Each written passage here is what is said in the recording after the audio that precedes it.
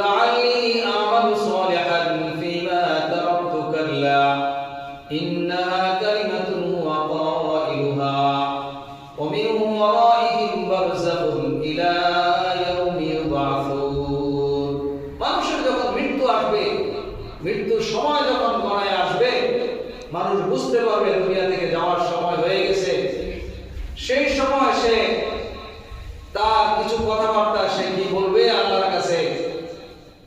সে বলবে, রব্বির জিউন, হে আল্লাহ আমাকে দুনিয়ার আর কিছু সময়, দুনিয়াতে কিছু সময়ের জন্য আমাকে পাঠিয়ে দেন, আর কিছুদিন সময় আপনি আমাকে সুযোগ দান করেন। লাআল্লি আমালু সালিহা, যেন এই দুনিয়ার হায়াত পেয়ে আমি কিছু নেক আমল করতে পারি। নেক আমল করার জন্য আল্লাহ পাক রব্বুল আলামিনের দরবারে বান্দা ফরিয়াদ করবে যখন তার মৃত্যুর সময় ঘনায় আসবে। আল্লাহ পাক রব্বুল আলামিন বলেন, বান্দা যেই কথাটা বলবেন সে কি বলবে? ফিমা তারাকতু, যে আমলগুলি আমি ছেড়ে আসছি, যে আমলগুলি আমি করতে পারি নাই, আল্লাহ আপনার যে হুকুম আহকামগুলি আমি মানতে পারি নাই, এই হুকুমগুলি যেন মানতে পারি, সেই আদেশগুলি যেন আমার মানতে পারি, আমি যেন মৃত্যুর পরে আযাব থেকে বাঁচতে পারি, এরকম কিছু আমল করার মতো সুযোগ আল্লাহ পাক আমাকে আপনি দান করেন দুনিয়ার জীবনে, আর একটু সময়ের জন্য আমাকে পাঠিয়ে দেন। আল্লাহ পাক রব্বুল আলামিন বলেন, কাল্লা, কখনো নয়, ইন্নাহা কালিমাতুন হুয়া কাইলুহা, এটা শুধু তার কথার কথা। দুনিয়াতে আবার গিয়ে সে যে নেক আমল করবে, ভালো কাজ করবে, এটা শুধু তার মুখের কথা, ঠিক কিনা বলেন? যদি এটা এরকমই হইতো, বিপদ আপদ দেখলে, বালা মুসিবত যখন আসে, তখন মানুষের কাছে অবস্থাটা এমন হয়, সে মনে হয় এখনই দুনিয়া থেকে বিদায় হবে। এই যে ভূমিকম্প হইতেছে, যখন ভূমিকম্পে ডাকা দেয় দৌড়ে করতে বাইরে যায়, কিন্তু নামাজও যায় না, মসজিদে নামাজও যায় না। বিপদে পড়লে বিপদ থেকে উদ্ধার হওয়ার জন্য আল্লাহর কাছে তওবা করে মাফ চায়। বিপদ থেকে যখন উদ্ধার হয়, তখন আল্লাহ পাক রব্বুল আলামিনের কাছে যে কথা সে বলেছিল, আল্লাহ মাফ চাই, আর এই গুনাহ করতাম না, আবার সেই গুনাহতে লিপ্ত হয়ে যায়, ঠিক কি না? তো আল্লাহ তাআলা বলতেছেন, কাল্লা, কখনো নয়, সে এগুলি করবে না। আর হচ্ছে তার কখনো দুনিয়াতে পাঠানো হবে না, এই সুযোগ নাই, এই সিস্টেম নাই। ইন্নাহা কালিমাতুন হুয়া কাইলুহা, এটা শুধু একটা কথার কথা, তার কথার কথা সে বলছে। ওয়া মিন ওয়ারাইহিম বারযাখুন ইলা ইয়াউমি ইউবআসুন, এই মৃত্যুর পরে ইলা ইয়াউমি ইউবআসুন, কিয়ামতের ময়দানে উপস্থিত হওয়ার আগ পর্যন্ত তার একটা সময় অতিবাহিত করতে হবে। সেই সময়টার নাম হচ্ছে বারযাখ। কোরআনে আল্লাহ তাআলা বলেছেন, ওয়া মিন ওয়ারাইহিম বারযাখুন ইলা ইয়াউমি ইউবআসুন, মৃত্যুর পরে তার কিয়ামতের ময়দানে ওঠা পর্যন্ত আলমে বারযাখের মধ্যে থাকতে হবে। সেই আলমে বারযাখের কথা আমরা আলোচনা করেছিলাম। আলমে বারযাখে মানুষের দুইটা অবস্থা হবে, একটা অবস্থার নাম হচ্ছে ইল্লিন, আরেকটার নাম হচ্ছে সিজ্জিন। যারা দুনিয়ার জীবনে নেক আমল করে, আমলের মাধ্যমে আল্লাহ তাআলার বিধান মোতাবেক জীবন যাপন করে দুনিয়ার সময়টাকে কাটাইছে, আল্লাহওয়ালা মানুষ, নেককার মানুষ, আল্লাহর নেক বান্দা বান্দীরা, সেই বারযাখী জীবনের মধ্যে যারা জান্নাতি মানুষ হবে, তাদেরকে আল্লাহ পাক রব্বুল আলামিন ইল্লিয়িন নামক স্থানে জায়গা দিবেন। আর যারা দুনিয়ার জীবনে নেক আমল করে নাই, আল্লাহর নাফরমানির মাধ্যমে দুনিয়ার সময়টাকে অতিবাহিত করেছে, তাদের জায়গা হবে জাহান্নামের পরিবেশ, সিজ্জিনের মধ্যে। সেই সিজ্জিন এবং ইল্লিন, সেইখানে থাকা অবস্থায় দীর্ঘ সময় অতিবাহিত হওয়ার পর আল্লাহ পাক যখন কিয়ামতের ময়দান কায়েম করবেন, ফাইদা নুফিখা ফিস-সূরি ফালা আনসাবা বাইনাহুম ইয়াওমাইযিন ওয়ালা ইয়াতাসাআলুন। আল্লাহ তাআলা বলেন, যখন সিংহায় ফুঁক দেওয়া হবে, ফাইদা নুফিখা ফিস-সূর, সিংহায় যখন ফুঁক দেওয়া হবে, মানুষগুলি কবর থেকে বের হয়ে দলে দলে হাসরের ময়দানের দিকে যাইতে থাকবে। আর সেই সময়টা এত ভয়াবহ হবে, এত কঠিন হবে, কোনো মানুষ মানুষকে কিছু জিজ্ঞেস করবে না, কেউ কাউকে কোনো প্রশ্ন করবে না। তুমি কোথায় যেতেছো, তোমার কি অবস্থা, তুমি কে? বাবাকে দেখে ছেলে জিজ্ঞেস করবে না, ছেলেকে দেখে বাবা জিজ্ঞেস করবে না, মা তার সন্তানকে কিছু জিজ্ঞেস করবে না। কিয়ামতের ময়দানটা এত ভয়াবহ অবস্থা হবে। আল্লাহ পাক রব্বুল আলামিন বলেন, ইয়াউমা ইয়াফিরুল মারউ মিন আখিহি ওয়া উম্মিহি ওয়া আবিহি ওয়া সাহিবাতিহি ওয়া বানিহি। সেদিন প্রত্যেকটা মানুষের কাছ থেকে ভাগতে থাকবে। অবস্থা এত ভয়াবহ হবে, না জানি সে আমার কাছে কোনো কিছু চেয়ে বসে। আল্লাহ পাক এই আয়াতের মধ্যে সবাই তো সবার কাছ থেকে ভাগবে, সবাই তো সবাইকে দেখে দূরে সরে যাবে। কিছু কিছু দুনিয়ার মানুষের কথাবার্তা বলছেন, যারা আপদে বিপদে বালা মুসিবতে একে অপরের সাথে থাকে। তার মধ্যে এক নাম্বার হচ্ছে ইয়াউমা ইয়াফিরুল মারউ মিন আখি, ভাই ভাইয়ের বিপদে আগে আসে। ঠিক কিনা বলেন? দুনিয়ার মধ্যে আপনি ঘরের মধ্যে একটু ঝগড়া ফাসাদ আছে, ভাই ভাই মনোমালিন্যতা আছে, কিন্তু আপনার আপন ভাই যদি দেখেন বাস স্ট্যান্ডে কোনো একজন আপনার ভাইয়ের উপর আঘাত করছে, বাড়িতে আপনার শত্রুতা থাকতে পারে, কিন্তু সেইখানে আপনি এই কথা মানবেন না যে সে আমার সাথে গতকালকেও ঝগড়া করছে, তার মাইরা লাগ, আমি তার সাথে যাইতাম না। কোনো ভাই এই কথা বলবে না। বাড়িতে যা হয় হোক, আমার ভাইকে যখন কেউ আঘাত করছে, সেই আঘাতের প্রতিদান দেওয়ার জন্য পাল্টা আঘাত করে ভাইয়ের পক্ষ অবলম্বন করবে, এটি স্বাভাবিক। ঠিক কিনা বলেন? কিন্তু কিয়ামতের ময়দানের অবস্থাটা এতই ভয়াবহ হবে, এক নাম্বার ভাই ভাইকে দেখে পলায় যাবে। দ্বিতীয় নাম্বার ওয়া উম্মিহি ওয়া আবিহি, বাবা এবং মা। ঘরের ভিতরে মায়ের সাথে বাবা কথা বলে না, সন্তানের সাথে মা বাবা একে অপরের সাথে কথা বলে না, রাগারাগি মনোমালিন্যতা আছে না নাই জুড়ে বলে। কিন্তু এই সন্তানের বাবাকে যদি প্রতিবেশী কেউ আঘাত করে, এটা সে মানবে না। মাকে যদি প্রতিবেশী কেউ আঘাত করে, এটা সন্তান মানবে না। কিয়ামতের ময়দানের ভয়াবহতা এতই অবস্থা খারাপ হয়ে যাবে, এতই কঠিন যে ওই দিন সন্তান তার মা বাবার কাছ থেকে দেখে চলে যাবে যে না জানি মা বাবা আমার কাছে কোনো কিছু চেয়ে বসে। তাহলে যেই অবস্থা, যেই বিপদের মধ্যে বাবা মার কাছ থেকে সন্তান চলে যাবে, সেই বিপদটা কি কোনো সাধারণ বিপদ না, কঠিন বিপদ বলেন, কঠিন বিপদ।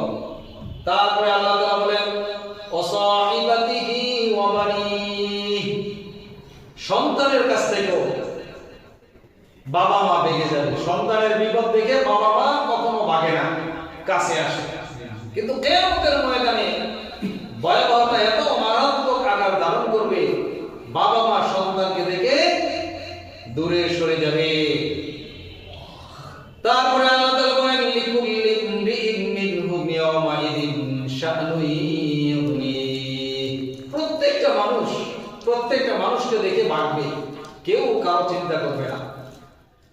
এই কথাটা আল্লাহ তাআলা বলতেছেন ফাইদা নুফিখা ফিস-সূরি ফালা আনসাবা বাইনাহুম ইয়াওমাইযিন ওয়ালা ইয়াতাসাআলুন, যখন সিংহায় ফুঁক দেওয়া হবে, কিয়ামতের ময়দান যখন কায়েম হয়ে যাবে, সেই কিয়ামতের ময়দানের ভয়াবহ অবস্থা দেখে কোনো মানুষকে জিজ্ঞেস করবে না, বন্ধু বান্ধবকে জিজ্ঞেস করবে না।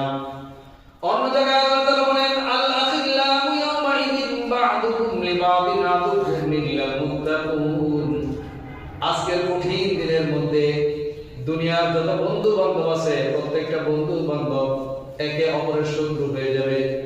বন্ধু একে অপরের কি হয়ে যাবে বলেন? শত্রু হয়ে যাবে। ইল্লাল মুত্তাকুন, একমাত্র যাদের মধ্যে বন্ধুত্ব ছিল আল্লাহর জন্য, তাকওয়ার ভিত্তিতে আল্লাহর জন্য ভালোবাসা ছিল, দুনিয়ার কোনো স্বার্থ হাসিল করার জন্য নয়, দুনিয়ার কোনো স্বার্থ উদ্ধারের জন্য বন্ধুত্ব ছিল না, রাজনৈতিক ফায়দা হাসিল করার জন্য নয়, মেম্বারের দাঁড়াইতে পারবো সামনে, চেয়ারম্যানের নমিনেশন পাবো, অথবা বিভিন্ন কাজের কন্ট্রাক্টরি আমি পাবো, ঠিকাদারি পাবো, এই জন্য একজনের সাথে আরেকজনের সম্পর্ক। কিন্তু এই ধরনের সম্পর্কগুলি কিয়ামতের ময়দানে কোনো কাজে আসবে না।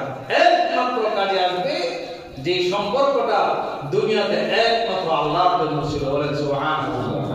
দুনিয়াতে একজন মানুষ আরেকজন মানুষকে যখন নামাজের যে তাবলীগের বাইরে এসে নামাজের দাওয়াত দেয়, গাছ করে, হুজুররা বয়ান করেন যে আপনারা ভালো হয়ে যান, নামাজ পড়েন, রোজা রাখেন, মা বোনেরা পর্দায় চলেন, এই যে মানুষের মধ্যে একটা সম্প্রীতি সম্পর্ক, বলেন এই সম্পর্কের মধ্যে এরকম কোনো কিছু আসেনি যে আমি তাকে নামাজের দাওয়াত দেই, তাকে যদি ভালো পথে আনতে পারি তাহলে তার মৃত্যুর পরে তার রেখে যাওয়া সম্পদের একটা অংশ আমি ভাগ হিসাবে পাবো, এরকম কোনো চিন্তা আছে?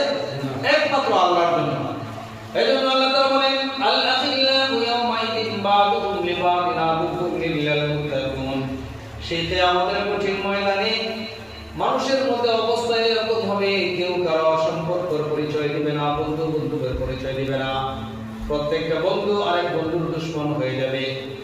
দুনিয়ার মধ্যে যাদের মধ্যে বন্ধুত্ব ছিল দুনিয়ার স্বার্থের জন্য, যে স্বার্থ অর্জন করতে গিয়ে আল্লাহর নাফরমানির মধ্যে লিপ্ত হইতে হয়েছিল, ইসলামের বিরুদ্ধে কর্মকাণ্ড করতে হয়েছিল, দ্বীনের বিরুদ্ধে কথা বলতে হয়েছিল, কোরআনের বিরুদ্ধে অবস্থান নেওয়ার প্রয়োজন হয়েছিল, এই সম্পর্কগুলি কাল কিয়ামতের ময়দানে একে অপরের শত্রু হয়ে যাবে। শুধুমাত্র বন্ধুত্ব থাকবে, ভালোবাসা থাকবে, সম্পর্ক থাকবে যারা দুনিয়ার জীবনে একে অপরের সাথে আল্লাহর জন্য ভালোবাসা সৃষ্টি করেছিল। এই জন্য আল্লাহ পাক রব্বুল আলামিন আমাদের সকলকে একে অপরকে আমরা আল্লাহর জন্য ভালোবাসার তৌফিক দান করুন, বলেন আমিন। তারপর আল্লাহ পাক রব্বুল আলামিন বলেন فَإِذَا نُفِخَ فِي الصُّورِ فَلَا أَنْسَابَ بَيْنَهُمْ يَوْمَئِذٍ وَلَا يَتَسَاءَلُونَ। কেউ কাউকে জিজ্ঞেস করবে না, সেদিন আমলনামা ওজন দেওয়া হবে। فَمَنْ ثَقُلَتْ مَوَازِينُهُ فَأُولَئِكَ هُمُ الْمُفْلِحُونَ। যার আমলনামা ওজন দেওয়ার পরে নেকের পাল্লা ভারী হয়ে যাবে, ওই মানুষটা তার জীবনটা সফলকামী করলো, বলেন সুবহানাল্লাহ। সে সফলতা অর্জন করবে, কামিয়াব হয়ে যাবে। ومن خفت موازينه فأولئك الذين خسروا أنفسهم في جهنم خالدون। আর যে ব্যক্তির আমলনামার পাল্লা নেকির পাল্লা হালকা হয়ে যাবে, আল্লাহ পাক রব্বুল আলামিন বলেন فأولئك الذين خسروا أنفسهم। তারা হচ্ছে ওই সমস্ত মানুষ যারা নিজেরা নিজেদের ক্ষতি করেছে। নিজেরা কি করছে? নিজেদের ক্ষতি করছে। নেক আমল করে নাই, নামাজের সময় সে নামাজ পড়ে নাই, রোজা রাখে নাই, হজ ফরজ হয়েছে হজ করে নাই, আল্লাহ তাআলার নির্দিষ্ট বিধান হালাল হারাম মোতাবেক জীবন যাপন করে নাই, মনে যেভাবে চাইছে সেইভাবে দুনিয়াতে জীবন যাপন করেছে, এর দ্বারা সে অন্য কারো ক্ষতি করে নাই, নিজের ক্ষতি করছে। ঠিক কি না বলেন? এই জন্য আল্লাহ তাআলা বলেন ফাউলাইকা আল্লাযীনা খাসিরু আনফুসাহুম। তারা নিজেরাই নিজেদের ক্ষতি করেছে, তাদের ঠিকানা হবে জাহান্নাম, সেখানে তারা চিরস্থায়ী হিসাবে বসবাস করতে হবে। এই যে জাহান্নামের অবস্থা, জাহান্নামের কথা শুনলে আমাদের মনের মধ্যে কোনো অনুশোচনা আসে না, কষ্ট আসে না, দুঃখ আসে না, চিন্তা আসে না, ভয় আসে না। ঠিক কিনা বলেন? হুজুরে বয়ান করলো, আমরা শুনলাম, এতটুকুই। আম্মা জান হযরত আয়েশা রাদিয়াল্লাহু তাআলা আনহা একদিন ঘরে বসে কান্নাকাটি করতেছেন, কাঁদতেছেন। আয়েশা রাদিয়াল্লাহু তাআলা আনহা হযরত আবু বকর রাদিয়াল্লাহু তাআলা আনহুর মেয়ে, বিশ্বনবী সাল্লাল্লাহু আলাইহি ওয়াসাল্লামের বিবি, তিনি ঘরে বসে কাঁদতেছেন। নবীজি ঘরে আসলেন, আয়েশা জিজ্ঞেস করতেছেন মা ইউকি ইয়া আয়েশা দা, হে আয়েশা তুমি কাঁদতেছো কেন ঘরের ভিতরে? বিবি সাহেব ঘরে কাঁদলে আপনি জিজ্ঞেস করবেন না আয়েশা? অবশ্যই জিজ্ঞেস করবেন, কি হয়েছে? ছেলে বকছে নাকি, না প্রতিবেশী কেউ গালিগালাজ করছে, না কোনো অসুবিধা, কোন একটা তো জিজ্ঞেস করবেন নাকি চুপচাপ খাওয়া দাওয়া করে আমার বাইরে যাবেন নাকি? জিজ্ঞেস করবেন। প্রিয় নবী সাল্লাল্লাহু আলাইহি ওয়াসাল্লাম ঘরে আয়েশা জিজ্ঞেস করছেন মা ইউকি কি আয়েশা দা, হে আয়েশা তুমি কাঁদতেছো কেন? কি জন্য কাঁদতেছো? আয়েশা বলেন ইয়া রাসূলুল্লাহ যাকাতুন নার, জাহান্নামের আযাবের কথা, জাহান্নামের আগুনের কথা স্মরণ হয়ে গেছে, এই জন্য কাঁদতেছি, জাহান্নামের ভয়ে কাঁদতেছি। সুবহানাল্লাহ। আয়েশা রাদিয়াল্লাহু তাআলা আনহা ঘরের ভিতরে বসে জাহান্নামের ভয়ে কাঁদতেছেন। আয়েশা রাদিয়াল্লাহু তাআলা আনহা তিনি কি সাধারণ কোনো মানুষ? নবীজির বিবি, খাতুনে জান্নাত, জান্নাতের সর্দার হবেন। আলী রাদিয়াল্লাহু তাআলা আনহুর স্ত্রী ফাতেমা রাদিয়াল্লাহু তাআলা আনহা, তিনিও মাঝে মধ্যে জান্নাত জাহান্নামের কথা স্মরণ করে কাঁদতেন। তো নবী যখন জিজ্ঞেস করলেন, আয়েশা কেন কাঁদতেছো? তিনি বললেন, জাহান্নামের কথা স্মরণ হয়েছে, জাহান্নামের আগুনের ভয়ে রাসূলুল্লাহ কাঁদতেছি। তখন আবার বললেন, ইয়া রাসূলুল্লাহ, আপনি কি আপনার পরিবারের জন্য কিয়ামতের ময়দানে সুপারিশ করবেন নাকি? আপনি তো নবী, আপনাকে তো আল্লাহ তাআলা maaf করে দিয়েছেন। গফারাল্লাহু মা তাকাদ্দামা মিন যামবিকা ওয়া মা তাআখার, আপনার আগের এবং পিছনের যত গুনাহ আছে সব আল্লাহ তাআলা maaf করে দিয়েছেন। হে নবীজি, কিয়ামতের কঠিন ময়দানে আপনার সুপারিশ ব্যতীত কোনো মানুষ জান্নাতে যেতে পারবেন না। আপনি একটু বলেন, সেই কঠিন কিয়ামতের ময়দানে আপনার পরিবারের জন্য আপনি একটু সুপারিশ করবেন নাকি? নবীজি বললেন, হে আয়েশা, তুমি কঠিন এক প্রশ্ন করেছ। সেই কঠিন কিয়ামতের ময়দানে ভয়াবহ মারাত্মক আকার ধারণ করবে, মারাত্মক রূপ ধারণ করবে। সেই কিয়ামতের ময়দানে তিনটা জায়গা, তিনটা সময় এমন হবে, কিয়ামতের কঠিন ময়দানে কোনো মানুষকে জিজ্ঞেস করবে না, যার যার চিন্তায় ব্যস্ত থাকবে। সুবহানাল্লাহ। এক নাম্বার হচ্ছে ইনদাল মিজান, দুই নাম্বার হচ্ছে ইনদাল কিতাব, তিন নাম্বার হচ্ছে ইনদাস সিরাত। তিনটি জায়গার মধ্যে মানুষ যার যার চিন্তায় ব্যস্ত থাকবে, নেককার হোক বদকার হোক, সাহাবীরা হোক, যারা দুনিয়ার জীবনে মুসলমান অমুসলিম প্রত্যেকটা মানুষ সেখানে ব্যস্ত থাকবে যার যার চিন্তায়। নবীজি বললেন, এক নাম্বার হচ্ছে ইনদাল মিজান। আয়েশা, যখন মিজানের পাল্লায় মানুষের আমলনামা ওজন দেওয়ার জন্য মানুষদেরকে ডাকা হবে, আমলনামা যখন ওজন দেওয়া হবে, সেই সময় মানুষের অবস্থা এরকম হবে, চিন্তায় পেরেশানি, মানুষ কেউ কারো কথা কোনো স্মরণ রাখবে না, আমিও মনে হয় স্মরণ রাখতে পারবো না। এরকম একটা অবস্থা হয়ে গেছে যে কিয়ামতের ময়দান, মিজানের পাল্লায় মানুষ যখন সমবেত হবে, কেউ কারো কথা স্মরণ রাখবে না। সে চিন্তা করবে, আমার আমলনামার ওজন হালকা হয় নাকি ভারী হয়ে যায়। যদি আমলনামার ওজন হালকা হয়ে যায়, জাহান্নাম, আর যদি ভারী হয় তাহলে জান্নাত।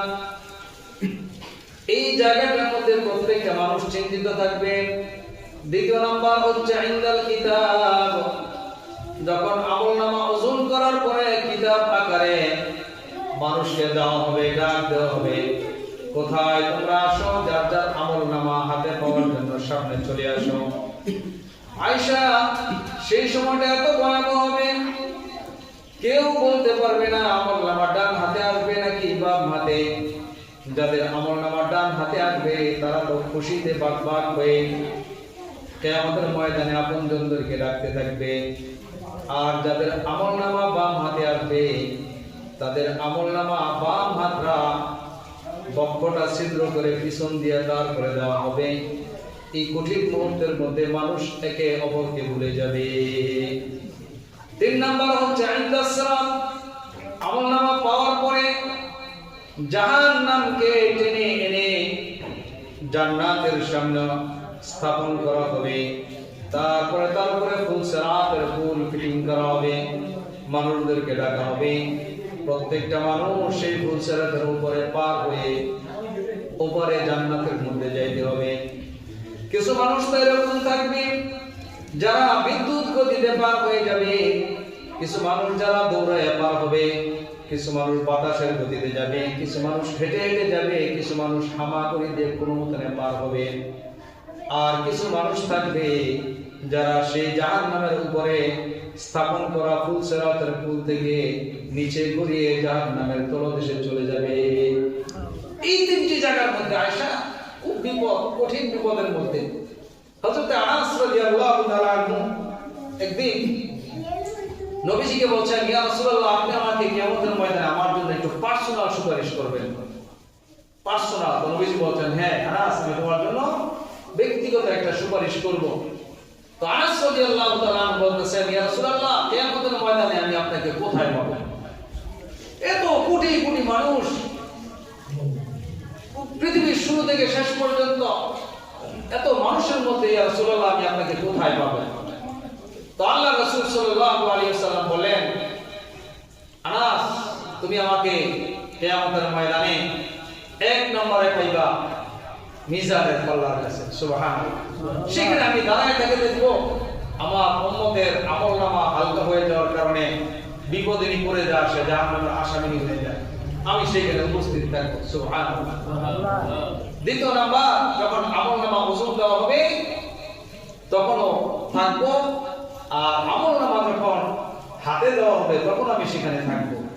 তিন নাম্বার, আমাকে পাইবা হাউজের কাউসারের কাছে। সুবহানাল্লাহ। আমি সেখানে থেকে আমার উম্মতদেরকে হাউজের পানি পান করাবো, আর যে ব্যক্তি আমার এই হাউস থেকে পানি পান করবে জান্নাতে যাওয়ার আগ পর্যন্ত তার কোনো পিপাসা লাগবে না। সুবহানাল্লাহ। এই তিনটা জায়গার মধ্যে আমাকে আনাস তুমি পাইবা। তো আল্লাহ রাসূল সাল্লাল্লাহু আলাইহি ওয়াসাল্লাম যখন আয়েশাকে এই কথা বলছেন, তো আয়েশা রাদিয়াল্লাহু তাআলা আনহা পেরেশানিতে পড়ে গেছেন।